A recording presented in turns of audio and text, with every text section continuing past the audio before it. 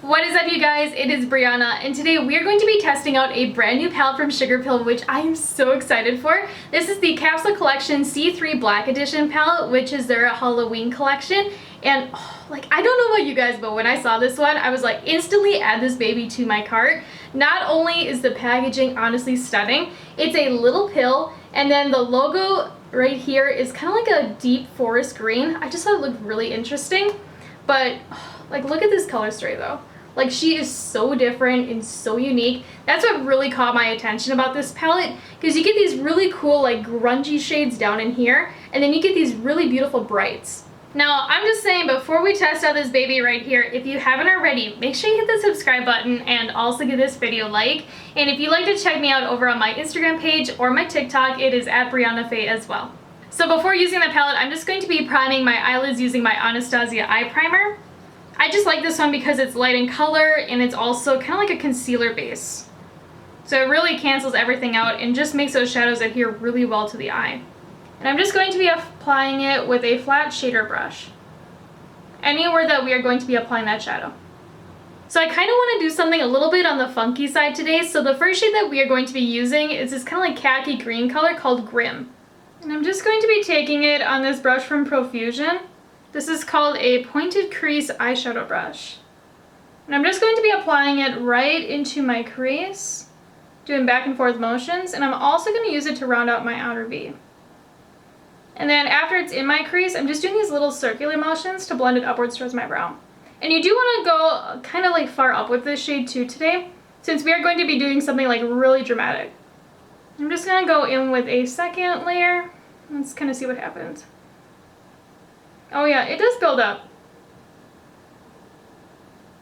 It's actually a really unique shade. It's one of those shades you just don't really see all that much. Because normally you see those deeper mossy greens or those really yellowy greens. But this one almost has a hint of tan to it. So then I'm just going to go in with that matte green out of the palette called Oogie. And I kind of wonder if this is a Nightmare Before Christmas reference, but this shade looks so cool. It's definitely that grungy mossy green type.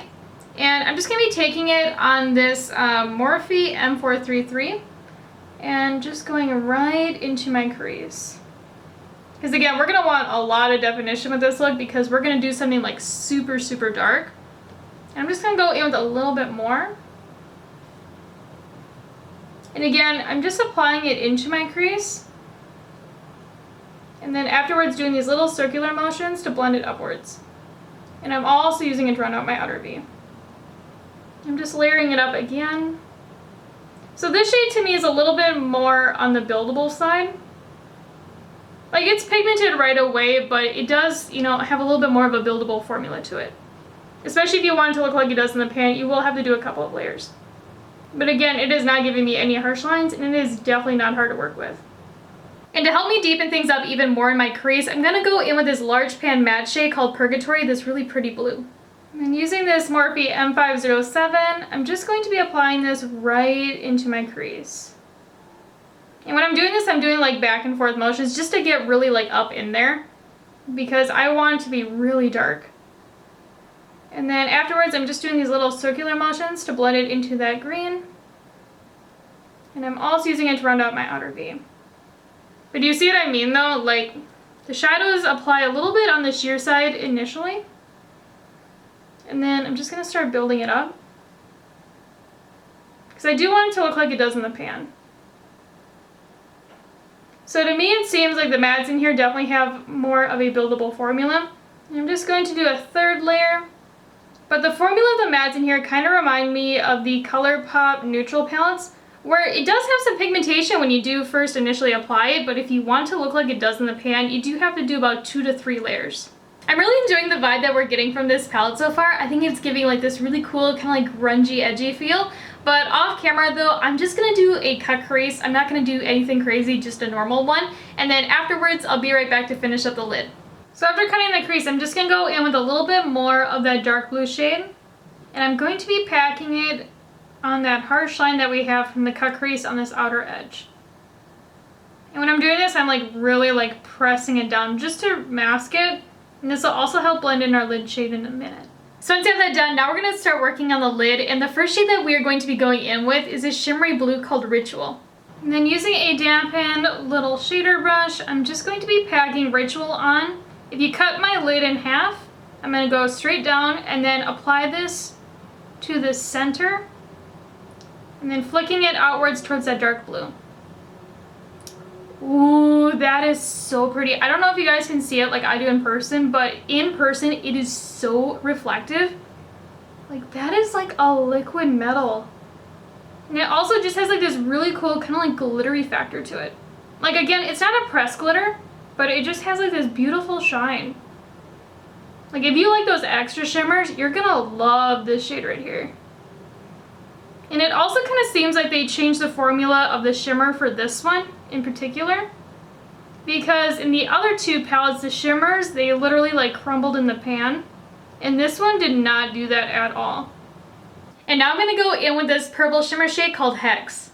And then using a dampened flat shader brush, I'm just going to be applying this one right to the center half of my eye.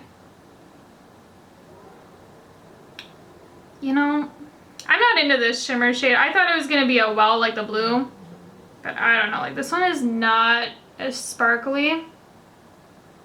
Let me look just to make sure. Yeah, like this one is not a wow. Yeah, I don't know what is up with this shimmer. Like this one to me, I don't know. Like why is there such a difference between this blue and the purple? Like in the pan, they look like they're both going to be like super glittery and sparkly. Like it is applying like a satin, but in the pan, like it looks like the blue. I don't know if you guys can see, but the blue in here looks super glittery, and so does the pink and the purple. But I don't know, like this purple is just applying so weird. You see the difference though it's making? Like the blue is like super sparkly, and then the purple is really kind of on the lackluster side. Which is unfortunate because that blue shade, absolutely beautiful. Probably my favorite shade so far in the palette. It'll be interesting to see how the other shimmers in this palette work, you know, having one be like super sparkly and one being a little bit more on the lackluster side. So I wonder if the shimmers in here are going to have a little bit of like a hit or miss formula to them. I'm not too sure. But off camera though, I am going to like clean it up a little bit because I did get a tiny bit of fallout from that blue shimmer shade. And I'm also going to, you know, apply like my complexion products, my liner, lashes, lipstick, stuff like that. And then afterwards, I'll be right back to finish up the look.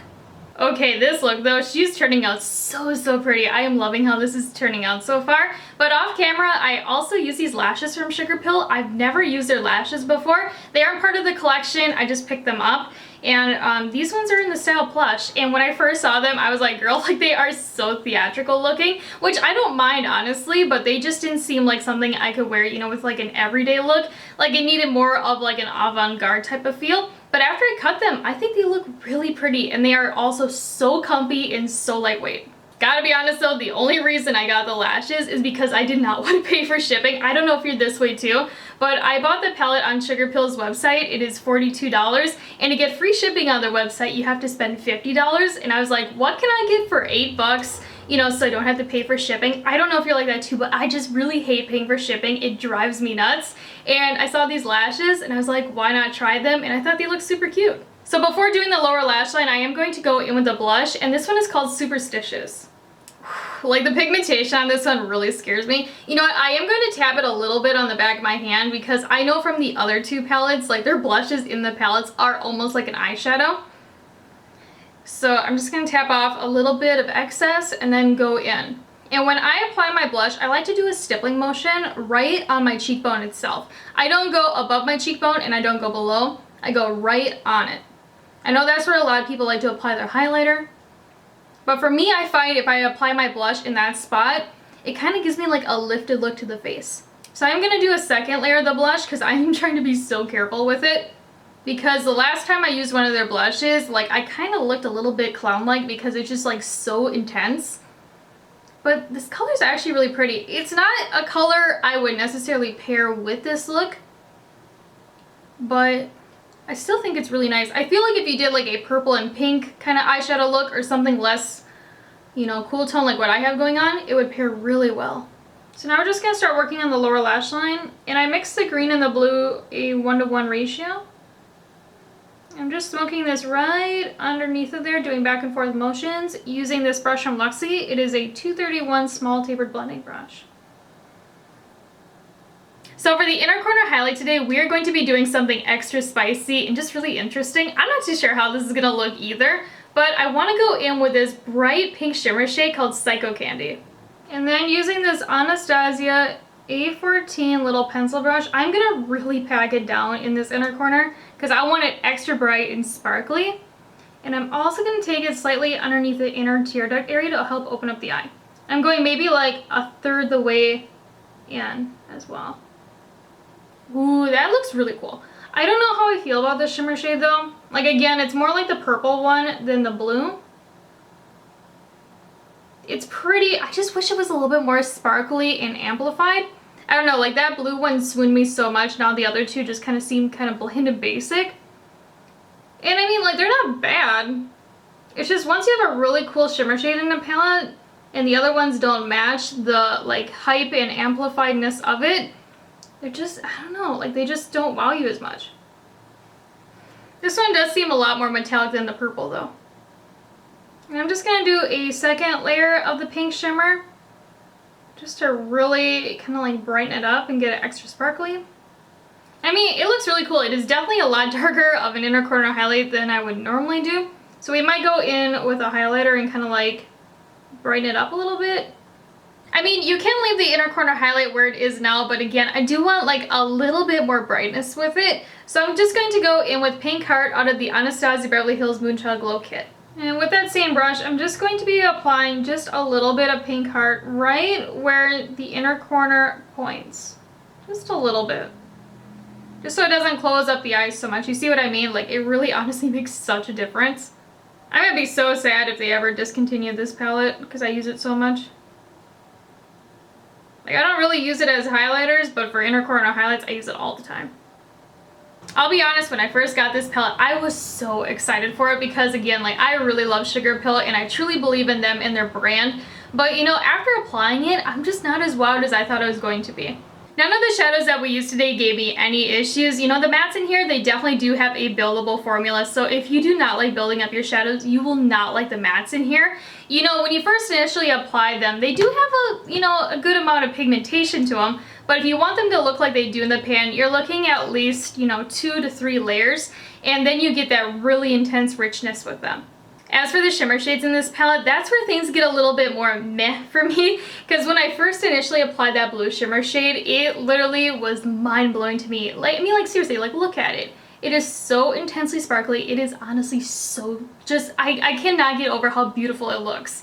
And when I applied the purple shade, I assumed it was going to look like the blue, you know, just have like that sparkle factor and just really pizzazzy. But unfortunately, it almost applied more like a satin shadow. So, I mean, like, it had a little bit of a sheen to it, but it definitely didn't have that wow factor that the blue shade did. Which, honestly, that isn't a bad thing. I just had higher expectations for it, you know, given that that blue shade was just so stunning on the eyes right away.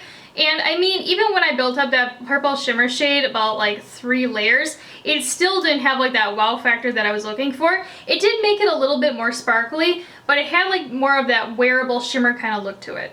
This pink shimmer that we used in the inner corner, to me, formula-wise, it's right in between the purple and the blue. It's not as satiny as the purple, like it does have a little bit of like shine and extraness to it, but it is definitely nowhere near comparable to the blue shimmer shade, because that one to me has like extra glitter in it, and it just has a really cool effect on the eyes. As for the blush in here, it is very bright, so if you don't like bright blush or if you don't like super pigmented blush, you'll probably want to use this shade as an eyeshadow instead, because it is definitely just very, very pigmented.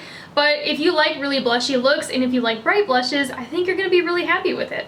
So when it comes down to it, would I recommend this palette to you guys? And honestly, I think it's an okay palette. If you're eyeing it and you're like, man, I really like the color story of it and I want to support Sugarpill, I think overall you are going to really enjoy this one. But again, there is nothing really unique about it either. I mean, like, the color story is unique and also the packaging is, but formula-wise, there's nothing really crazy and wow about it. I will say, though, that blue shimmer shade is definitely a wow, but I wouldn't be, you know, going out and buying this palette alone just for that shade. And this palette is also a little bit more on the pricey side. Again, it is $42. You get 9 eyeshadows in here and also a larger pan blush size. And, you know, after owning, you know, the first edition and the second edition, I do kind of prefer those palettes over this one. Again, like, this one isn't bad. I just find with the other two, the shadows are a lot more pigmented, and also the shimmers in there are like super consistent and very sparkly. And again, like, there's nothing bad about this palette. It's just a little bit more basic than I was expecting. And you know, for the price tag, I was just expecting a lot more from it. But yeah, so let me know what you think about the look, and also let me know what you think about the palette and if you're going to be picking it up, because I would like to hear what you guys think as well. But before you go though, again, if you haven't already, make sure you hit the subscribe button, and also if you'd like to check me out over on my Instagram page or my TikTok, it is @BreyonnaFaye as well. And I'll talk to you guys later. Bye!